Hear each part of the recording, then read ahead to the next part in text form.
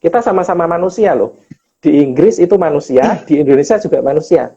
Di Inggris pemakaian bahan itu dilindungi agar keselamatan manusianya terjamin. Di Indonesia apa kabar? Gitu. Padahal kita juga manusia. Apakah kita sejenis umbi-umbian?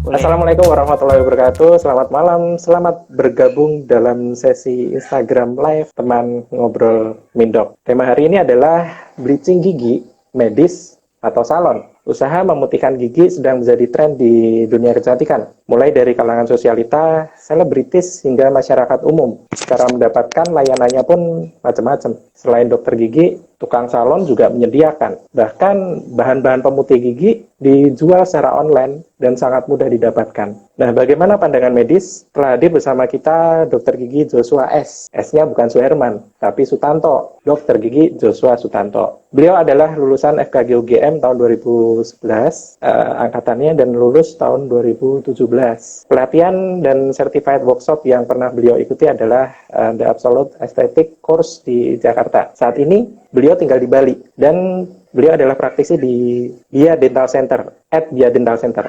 Ya, di follow. Oke, ya di follow ya. Oke, kita sapa dulu Dokter Gigi Joshua. Selamat datang. Apa kabar nih, dokter? Sehat, puji Tuhan. Nah, Halo semuanya. alhamdulillah. Ya, tentang bleaching gigi. Oke, langsung aja kita ngobrol sama Dokter Gigi Joshua Sutanto. Nah, dokter, bleaching ini untuk siapa sih? Bleaching untuk siapa? Kalau kita tanya bleaching untuk siapa sih, sebenarnya untuk semuanya. Untuk semuanya yang mau memutihkan gigi, yang pengen punya senyum giginya lebih putih. Cuma kita nggak bisa sembarangan. Kita nggak bisa sembarangan kalau kita mau bleaching. Harus ada tahap-tahap yang kita lewatin.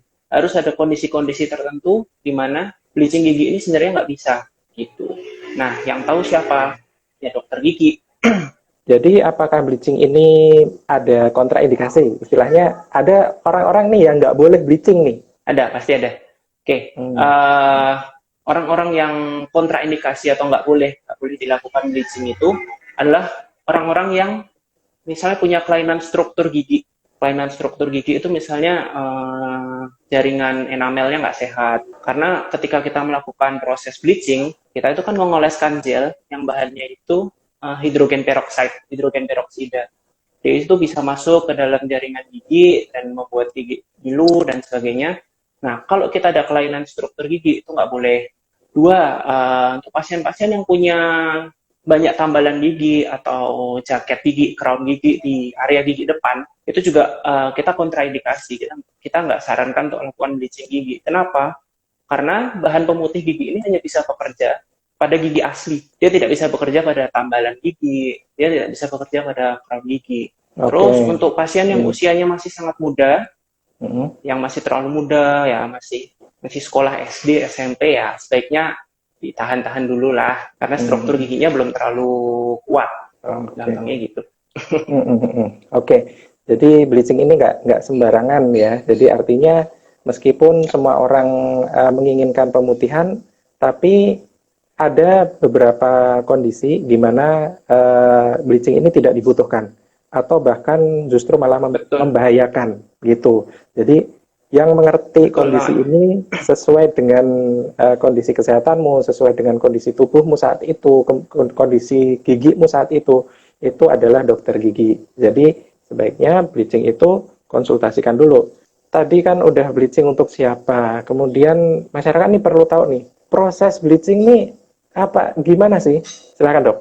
Oke. Ya, yang pertama yang kita perlu tahu, bleaching itu sebenarnya ada dua jenis. Ada dua jenis. Yang pertama bleaching in office, yaitu bleaching yang kita lakukan di klinik gigi, atau yang kedua bleaching at home. Jadi yang bisa dilakukan di rumah. Nah, persiapan apa? Kita jelasin satu-satu ya. Mulai dari yang bleaching in office. Yang pertama, pasien datang harus dalam kondisi giginya sehat. Jadi kalau misalnya ada sakit gigi, ada gusi yang bengkak, atau dan lain-lain sebagainya, ya kita nggak boleh. Kita kita jangan lakukan itu dulu. Yang jelas kita kan datang ke tenaga kesehatan itu carinya sehat. Jadi yang pertama kita harus dalam kondisi gigi yang sehat. Terus prosesnya itu kalau di bleaching in office itu dilakukan langsung di klinik gigi dengan durasi kurang lebih 1 sampai 1,5 jam. Nah, sebelum kita mulai nanti kita akan periksa dulu. Giginya akan diperiksa sama dokter gigi. Apakah ada banyak karang giginya? Kalau misalnya ada ya berarti kita harus lakukan pembersihan karang gigi dulu. Terus apakah ada gigi yang berlubang? Berlubangnya besar atau enggak? Nanti kita bisa cek. Jadi kalau misalnya ada masalah-masalah lainnya, biasanya kita selesai dulu masalah-masalah yang lain. Terus setelah dicek, setelah oke ini bisa, tidak ada kelainan struktur gigi seperti yang tadi dibilang, terus semuanya giginya udah bersih, udah sehat, dah semua masalah-masalah lainnya udah beres, kita bisa lakukan. Biasanya dia dibantu dengan aktivasi sinar. Jadi kita olesin gelnya, terus kita aktivasi pakai sinar, dan yang nggak kalah penting kita kasih proteksi ke gusinya. Kita kasih perlindungan ke gusinya. Itu untuk yang in office. Nah, kalau yang at home, itu gelnya biasanya kandungannya, persentasenya lebih kecil, sehingga dia lebih aman digunakan tanpa perlu pengawasan kita, dokter gigi, secara terus-menerus. Nah, itu prosesnya, waktu kita datang, kita akan cetak tuh giginya, dan kita buatkan tray personal. Jadi, tray-nya nanti bentuknya akan sesuai dengan gigi kita masing-masing, individual. Setelah dicetak tray-nya, nanti kita kasih bahan gelnya juga, bisa digunakan, diaplikasikan di rumah. Biasanya durasinya kurang lebih 1 minggu. 1 minggu sampai 2 minggu. Pemakaiannya sehari ya macam-macam. Ada yang 30 menit, ada yang 45 menit per hari. Nah ini kita kepoin dulu nih. Ada satu video dari Bia Dental Center, tempat dokter Joshua praktik. Nah, ini saya menemukan video proses bleaching yang menarik nih. Kita lihat bareng-bareng dulu ya. Ini The Moffat ya? The Moffat, ya, kan? The Moffat. The Moffat, benar. Sekarang The Moffat. Sekarang Music Travelog. Oh ya, buat teman-teman nih, buat yang mungkin kita seumuran, kalau teman-teman tahu The Moffat, nah ini pernah perawatan juga nih. Ya, dia pernah datang ke klinik kita di Bali. Terus ya mereka ya biasa. Nah, ini ada proses, kita cek dulu kondisi giginya. Bisa apa enggak. Nah, ini dilakukan apa nih? Kita sambil dijelaskan. Nah, ini nih sinar ya. Nah, itu ketika disinar. Yang tadi saya bilang dia diaktifasi pakai sinar. Ini yang in office ya, jadi dikerjakan ya, klinik, dikerjakan langsung di klinik gigi. Nah, ini prosesnya yang tadi saya bilang kurang lebih 1 jam sampai 1,5. Itu nanti kita sinar biasanya 3 sampai 4 sesi lah, masing-masing 15 menit sampai 20 menitan. Nah, untuk efek sampingnya nih, kan setiap tindakan medis selalu ada yang namanya risiko medis. Nah, teman-teman perlu tahu juga nih. Perlu tahunya karena setelah kita tahu risiko medisnya, artinya masyarakat ini harus berhati-hati kalau yang menangani bukan medis. Bleaching ini adalah suatu perawatan atau tindakan medis. Dan semua tindakan medis itu selalu memiliki risiko medis. Kebayang dong kalau sesuatu yang memiliki risiko medis ini dikerjakan oleh non-medis. Risikonya apa aja sih? Jadi apa yang harus diperhatikan dan kemungkinan apa aja setelah bleaching ini yang akan dirasakan oleh pasien atau kemungkinan akan terjadi di pasien? Silakan, dokter. Risiko untuk bleaching gigi itu satu yang paling sering terjadi dan paling banyak terjadi itu, jadi di gigi itu nanti jadi hipersensitif atau gigi jadi kerasa ngilu. Kenapa? Karena ya memang proses bleaching ini dia itu melakukan oksidasi di gigi sehingga dia merangsang syaraf gigi kita itu jadi lebih sensitif. Bahayanya kalau tidak dilakukan dengan tepat, misal dilakukan terlalu lama, kita nggak pakai ukuran yang tepat, kan semua harus terukur, semua nggak boleh berlebih. Itu nanti bisa sensitif yang berlebihan, bukannya kita jadi pede senyum, kita nggak berani senyum. Karena kalau senyum kena angin dikit udah ngilu. Padahal kan kita pengennya biar senyumnya putih. Nah, itu yang paling banyak dan paling sering terjadi. Terus yang kedua, tadi saya bilang tentang proteksi gusi. Kita harus melindungi gusi. Jadi bahannya ini, hidrogen peroxide itu dia sangat iritatif terhadap jaringan lunak, gusi, lidah, pipi. Jadi kalau misalnya kita nggak proteksi, terus gelnya ini dia kena ke gusi, kena ke pipi, dia bisa bikin iritasi. Kadang-kadang sampai gusinya itu jadi warna keputihan juga. Gusinya itu berubah jadi warna putih, dan kalau tidak segera ditangani, tidak segera dibersihkan, nggak segera ditangani dengan benar, iritasi yang berlebih kan bisa menyebabkan jaringan gusinya juga mati. Itu resiko yang kedua. Terus juga ada beberapa kasus, itu kalau kita melakukan bleaching terlalu sering atau terlalu banyak, itu struktur gigi kita, yang namanya enamel, jadi jaringan terluar itu dia bisa berubah strukturnya. Dan dia berubah, dia akan jadi kasar. Kalau kasar, makanan itu akan lebih mudah menempel, pewarna-pewarna makanan juga lebih mudah menempel. Jadi warna gigi yang tadinya udah putih, dia akan jadi mudah sekali berubah warna jadi kuning kecoklatan, dan kalau makanan nempel nggak bisa dibersihkan dengan sempurna, justru giginya bisa berlubang. Itu jadi sarang bakteri. Jadi banyak sih sebenarnya risikonya kalau tidak dilakukan dengan benar. Dan pastinya setelah kita tahu risiko medis ini, masyarakat harus aware ya. Jadi artinya tidak boleh dilakukan secara di luar pengawasan profesional medis. Karena yang namanya Betul. perawatan medis itu ya tadi ya seperti yang kita sampaikan tadi, bahwa semua memiliki risiko. Risikonya apa ya? Karena bahannya itu adalah bahan medis yang bahan yang istilahnya obat keras gitu loh. Nah, obat keras ini yang bisa menjinakkan ya profesional medis gitu. Jadi profesional medis akan meminimalkan risiko tadi dengan jalan antisipasi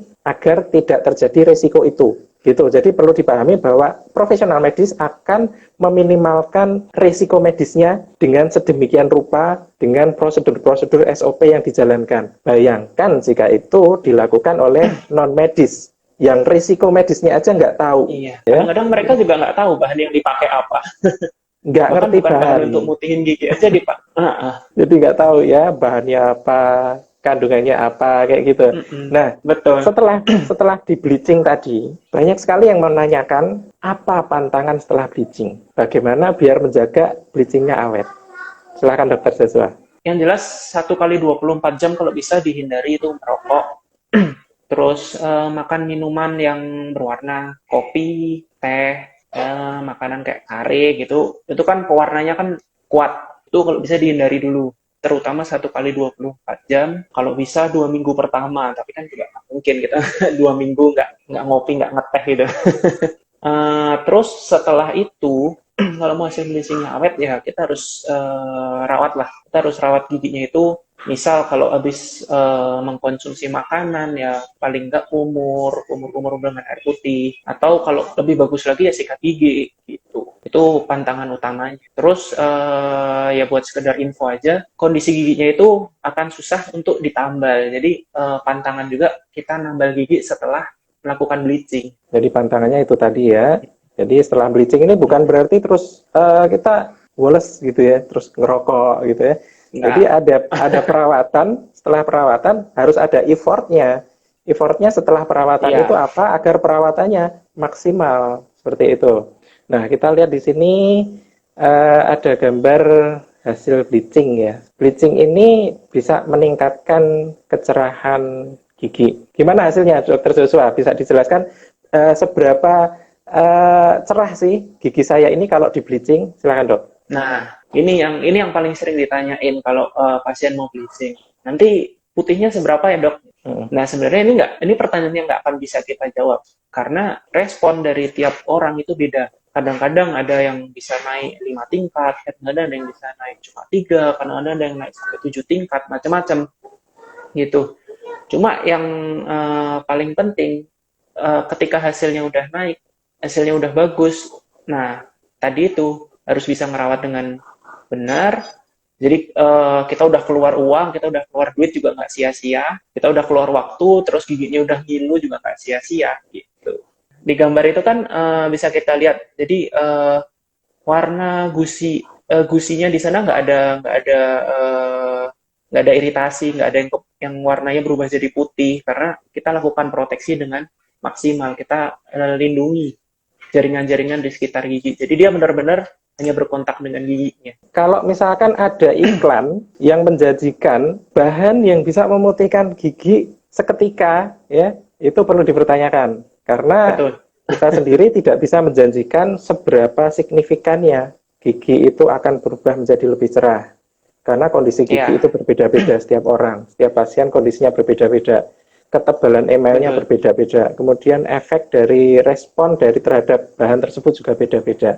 Nah, itu yang akan menjadi individual, kayak gitu. Iya. Nah, kemudian selain mempertanyakan soal seberapa putih sih perubahan gigi saya, kadang nih teman-teman masyarakat nih mempertanyakan juga sampai sejauh mana ketahanan putihnya gigi ini setelah di bleaching. Apakah perlu pengulangan atau enggak?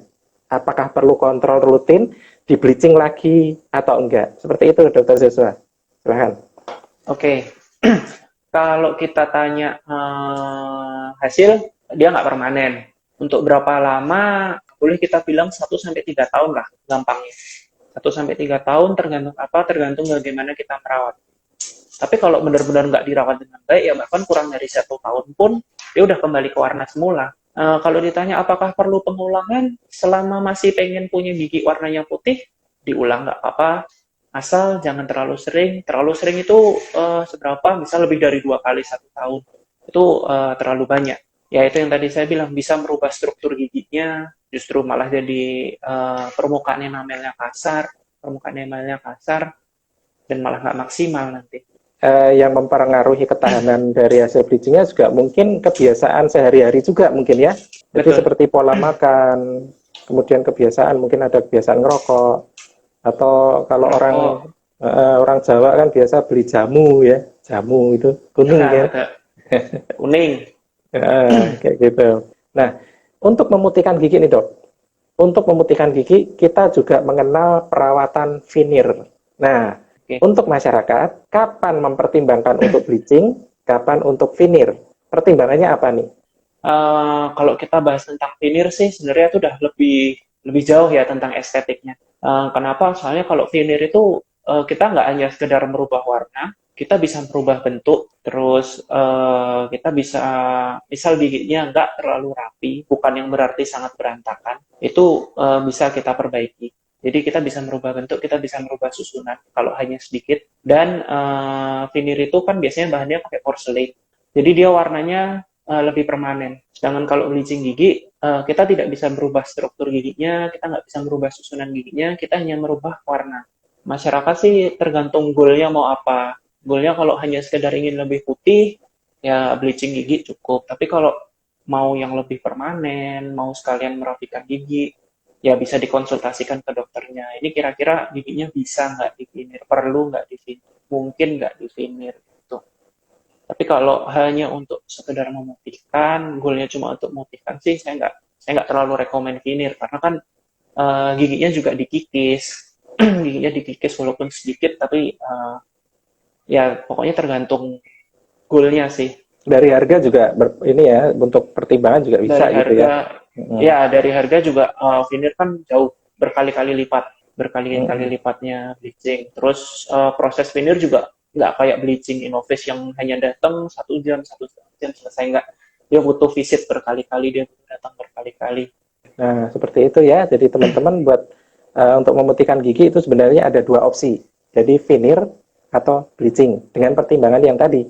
Itu kalau veneer ya jelas lebih permanen, kemudian ya biayanya pasti lebih tinggi lagi karena kita mengerjainnya per gigi gitu. Kalau bleaching kan Per biasanya gigi. langsung. Kalau veneer kan per gigi, nanti hitungannya per gigi gitu. Jadi bleaching yang terutama bleaching yang medis ini itu ternyata banyak sekali dijual secara online dan tidak perlu persyaratan apa-apa untuk membeli. Jadi artinya Oh, bahan yang biasa digunakan oleh dokter gigi itu bisa dijual secara bebas oleh siapapun dan itu bisa dibeli. Masyarakat perlu tahu, ketika produk yang harus dipakai oleh profesional medis ini dipakai oleh orang yang non medis, itu bahayanya apa aja? Kalau kita pakai bahan yang harusnya professional use, yang harusnya hanya boleh digunakan untuk profesional dan kita gunakan, satu jelas mereka nggak tahu kapan ini harus digunakan, kapan ini nggak boleh digunakan. Istilah medisnya indikasi sama kontraindikasi. Kalau dari kapan penggunaannya aja nggak tahu, otomatis resikonya juga akan meningkat. Karena setiap tindakan medis itu punya resiko. Salah satunya dari yang paling ringan, giginya jadi sensitif, ngilu. Kita sebagai profesional, kalau pasien sudah merasakan gigi yang terlalu ngilu, kita nanti bisa oleskan fluoride untuk mengurangi sensitivitas, untuk mengurangi ngilunya. Terus kalau kita nggak tahu gimana cara menanganinya, kita justru jadi in pain, kita jadi kesakitan setelah melakukan bleachingnya. Dua, perawatan bleaching kita harus melindungi gusi, kita harus melindungi jaringan lunak, kita harus melindungi gusi, pipi, dan lidah. Sedangkan kalau orang awam, mereka nggak akan tahu gimana caranya. Mereka nggak akan paham cara melindungi itu dengan benar. Padahal bahan bleaching ini kalau kena ke jaringan lunak, dia bisa menyebabkan iritasi, bahkan yang lebih parahnya sampai nekrosis, sampai jaringan lunaknya mati. Tiga, kalau kita lakukan itu di rumah, biasanya kalau kita ke dokter gigi itu kan kita ada yang kayak buat nyedot air liur. Bahan bleaching ini kan tadi iritatif. Kalau dia sampai ketelan, itu juga bahaya. Makanya kita butuh suction itu, alat untuk sedot itu, supaya aman, dia nggak tertelan. Terus kalau dia bisa dijual bebas, terus kita nggak tahu pemakaian bahan ini terlalu sering, dia bisa menyebabkan kerusakan pada gigi. Struktur giginya rusak, dia jadi lunak, dia jadi kasar, makan nempel, pewarnaan nempel, hasilnya justru nggak maksimal, dan malah bisa merusak gigi. Dia jadi gampang berlubang. Jadi kalau kita bandingkan nih antara Indonesia, kebijakan hukum di Indonesia dengan di luar negeri, kita ambil nih di Inggris ya. Jadi untuk info aja, di Inggris itu bleaching yang mengandung peroxide di atas 0,1% itu hanya bisa dijual kepada dokter gigi yang terregistrasi. Dan pemakaian bahan tersebut di atas 0,1% aja, jika dipakai selain oleh dokter gigi, itu dianggap melanggar hukum. Di Inggris kayak gitu. 0,1% hanya diizinkan dengan kadar 0,1% untuk yang bukan dokter, termasuk salon. Di atas 0,1%, jika dia bukan dokter gigi, maka dia dianggap melanggar hukum. Padahal banyak sekali produk-produk bleaching yang mengandung peroxide di atas 0,1% beredar bebas di Indonesia.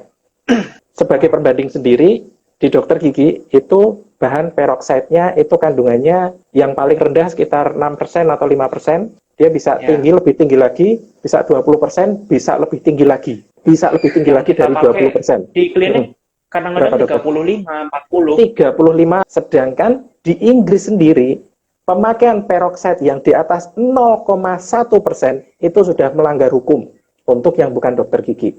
Kita bayangkan dengan regulasi seperti itu, kita sama-sama manusia loh. Di Inggris itu manusia, di Indonesia juga manusia. Di Inggris pemakaian bahan itu dilindungi agar keselamatan manusianya terjamin. Di Indonesia apa kabar? Gitu. Padahal kita juga manusia. Apakah kita sejenis umbi-umbian? Kalau nanti ketemu produk pemutih, tolong dibaca kandungan peroksida berapa persen. Ya, kalau kita berkaca pada Inggris, yang aman untuk dipakai sendiri tanpa bantuan profesional medis itu harus 0,1%. Gitu. Ya, itu cuma sekedar pembanding aja.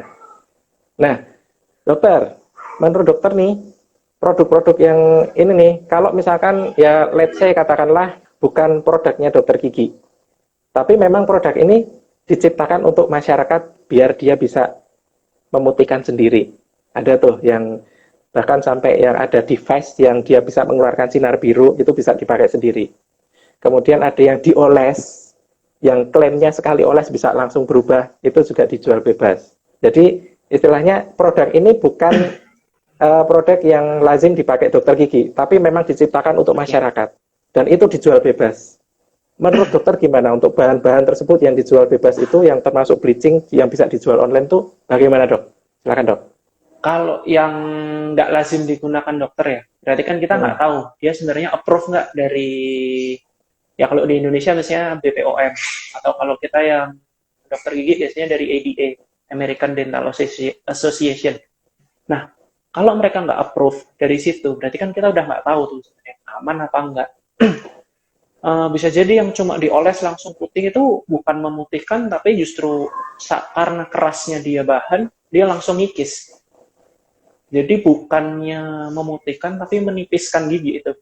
Kan bisa jadi Hmm. gitu. Nggak aman lah. Jadi kalau memang itu ada dijual bebas, bahan-bahan yang nggak jelas, ya yang perlu kita pertanyakan ya satu, dia udah approve belum dari badan yang resmi? Dia udah approve belum ya? Kalau di Indonesia paling gampang BPOM-nya. Terus dua, kalaupun misal dia nggak merusak gigi, apakah dia efektif? Kan kita juga nggak pernah tahu. Namanya orang bikin iklan kan, ya gampang aja bikin iklan gitu. Tapi kalau apakah dia efektif, kita juga nggak tahu. Yang mana kita udah keluar uang untuk beli, malah nggak ada hasilnya. Atau kita keluar uang untuk beli, malah jadi sakit, malah jadi nggak dapat yang kita pengen. Kan banyak sekali pertanyaan tuh di masyarakat. Produk A, produk B, produk C, gimana dok? Nah, kalau itu nggak lazim dipakai dokter gigi, biasanya kami menjawab nggak tahu. Nggak tahu, karena memang kita juga nggak mempelajari bahan ya. Semua bahan yang beredar di masyarakat ini kan kita juga nggak mungkin mempelajari satu persatu. Bahannya apa, kandungannya apa. Apalagi kalau misalkan di kemasan itu nggak ada informasi bahan sama sekali. Kita cuman ada data dari iklannya doang gitu. Nah, itu kan kita nggak ngerti bahannya apa. Yang bisa masyarakat lakukan adalah cek dulu BPOM-nya, gitu. Karena kita juga nggak tahu bahannya apa, kandungannya apa, kita nggak ngerti. Tapi yang ngerti itu BPOM. Jadi produk yang dijual di masyarakat, cek dulu BPOM-nya. Kalau nggak ada, nggak usah ditanyakan ini aman atau nggak usah dibeli. Gitu aja. BPOM-nya ada nggak? Nggak ada. Ya udah, nggak usah ditanyakan ini aman atau nggak usah dibeli. Beli yang ada BPOM-nya. Gitu. Semua produk ya, nggak cuma pemutih. Misalkan ada pasta gigi atau apa yang diklaim apalah gitu ya, cek dulu BPOM-nya. Ya, Itu yang pertama. Nah, risikonya tadi seperti tadi ya, selain risiko ini ya, mungkin terbesarnya adalah risiko medis. Risiko paling ringannya adalah duitmu kebuang sia-sia karena nggak ngefek, betul. mungkin itu ya. Minimal duitmu kebuang sia-sia, tapi paling besarnya adalah risiko medis yang menyertainya. Kita kan lagi pandemi, tapi peminat bleaching ini semakin banyak. Dan masyarakat ini masih menunggu-nunggu nih, dokter. Kapan ya saya bisa melakukan perawatan ke dokter gigi? Yang mana informasi yang kita dapatkan di masyarakat adalah dulu nih pada awal-awal outbreak-nya pandemi ini dikatakan bahwa dokter gigi hanya merawat perawatan yang emergensi aja. Nah, ini masyarakat kan nunggu-nunggu. Saya yang hanya sekedar scaling gimana? Saya yang hanya sekedar kontrol behel gimana? Saya yang mungkin kepengen banget mutihin gigi gimana? Kayak gitu. Nah, untuk informasi aja bahwa eh, kondisi klinik gigi sekarang sedang mengalami adaptasi ke arah new normal.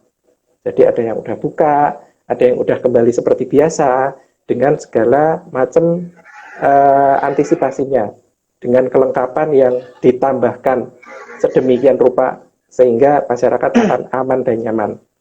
Nah, untuk dokter Joshua sendiri nih, apa antisipasi dokter gigi di sana nih? Khususnya di Bali, karena kan dokter Joshua posisinya di Bali nih. Atau mungkin dokter Oke. Joshua sendiri. Dokter Joshua sendiri gimana mengantisipasi ketika orang ini sedang ingin melakukan bleaching, karena topik kita adalah bleaching, antisipasinya untuk menghadapi pandemi ini seperti apa nih? Silakan dok. Oke. Sebenarnya kalau kita mau tanya kayak gini, saya sih generalisasi ke semua treatment ya, nggak hanya sekedar bleaching. Hmm. Yang jelas kita di sini selalu, kan kita udah new normal, kita selalu lakukan protokol kesehatan yang lengkap. Mulai dari screening pasien, dari awal pasien sebelum masuk klinik udah ditanyain, ada riwayat demam, ada riwayat batuk atau apa. Kemudian ya cek suhu tubuh kayak biasa, bahkan sampai bolpen aja kita desinfeksi, kita ganti ke Mm-mm. tiap pasien. Ini saya lihat bolpen dan Kita lepas apa sepatu. sepatu. Sepatu harus dilepas di depan. Oke. Iya. Apalagi nih. Oh ini canggih juga Nah, nih. kalau dipakai cover. Covernya canggih juga nih. Nih, coba lihat. Tek, langsung. Ada juga ya alat kayak gitu ya. Iya, Jadi apa sepatu atau sandalnya langsung otomatis di tercover. cover pakai plastik. Jadi Atau kita pakai ada sandal klinik juga. mm. Dan yang paling penting dari kita dokter gigi, kita melakukan pencegahan infeksi baik dari pasien ke dokter, dari dokter ke pasien, atau dari pasien ke pasien, dari pasien satu ke pasien lain.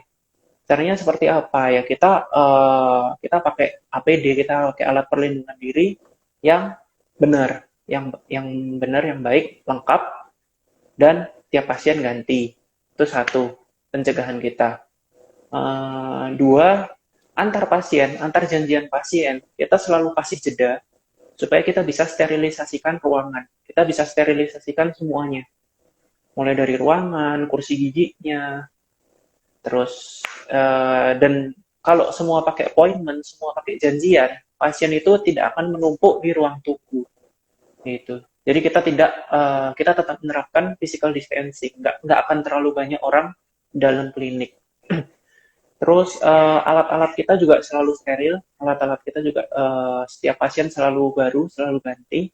Dan kita juga ada penambahan alat-alat lain, misal kayak suction extra oral gitu, dia untuk nyedot aerosol, karena ketika kita melakukan bleaching, biasanya kita tetap bersihin dulu karang-karang gigi yang ada, walaupun hanya sedikit kita bersihin. Nah itu kan perawatan yang menimbulkan aerosol. Nah kita punya alat khusus untuk menyedot aerosolnya gitu. Jadi yang paling penting sih kita protokol kesehatannya lengkap, ya perawatan apapun termasuk bleaching gigi aman. Oke. Jadi kita kepoin lagi nih videonya dia Dental Center nih dengan kondisi seperti ini sudah bisakah untuk seperti melakukan perawatan seperti biasanya, seperti reguler seperti dulu dengan kelengkapan seperti ini? Bisa sih, kalau ditanya bisa, aman kok. Okay. Jadi kita nggak perlu takut yang berlebihan karena kita sudah lakukan semua pencegahan yang terbaik yang kita bisa, dan ya sama-sama lah. Oke, ya seperti itu ya. Jadi teman-teman nggak usah khawatir. Dulu memang klinik gigi ini dianjurkan untuk melakukan perawatan-perawatan yang sifatnya emergensi. Dulu waktu pertama kali outbreak gitu. Dan itu memang sudah jadi anjuran PDGI atau Persatuan Dokter Gigi Indonesia. Tapi seiring dengan perkembangan ilmu pengetahuan, kemudian juga sudah mulai beradaptasi dengan alat dan kelengkapan yang sedemikian rupa, itu klinik gigi sudah mulai buka. Jadi buat teman-teman yang menunggu-nunggu nih, kapan sih saya bisa coba cari infonya? Ya, coba cari infonya. Karena semua klinik ini sudah secara gradual, dia menyempurnakan fasilitasnya, menyempurnakan kelengkapannya agar masyarakat bisa perawatan dengan normal, aman, dan nyaman. Nah, itu yang penting. Oke, jadi intinya adalah cari informasinya. Kalau ada sosial media, cari sosial medianya, apakah dia sudah mulai new normal atau belum. Mungkin ada closing statement nih dari Dr. Joshua untuk masyarakat, silakan. Oke, untuk masyarakat, kita nggak perlu takut lagi kalau mau perawatan. Yang jelas, do research, cari, kalian perhatikan, apakah dokter gigi sudah melakukan semua protokol kesehatan secara lengkap, secara benar. Kemudian khususnya untuk treatment bleaching atau pemutihan gigi, lakukan dengan benar, lakukan dengan profesional, dengan yang di bidangnya, dengan profesional. Jangan coba-coba karena resikonya banyak sekali, dan ya tetap sehat buat semuanya. Oke, mungkin closing statement dari Mindok adalah sedikit aja sih, bahwa bleaching gigi ini sejatinya adalah menggunakan bahan kimia langsung masuk ke dalam mulutmu. maka wajib di bawah pengawasan atau anjuran dari dokter gigi. Karena salah-salah, efek buruknya tidak hanya merusak jaringan gigi dan rongga mulut saja, tapi bisa ke kesehatan secara umum. Mengingat mulut adalah pintu masuk pertama pencernaan makanan. Oke, sekian sesi teman ngobrol Mindok kali ini. Mohon maaf jika ada yang belum dibales atau masih ada yang penasaran soal bleaching.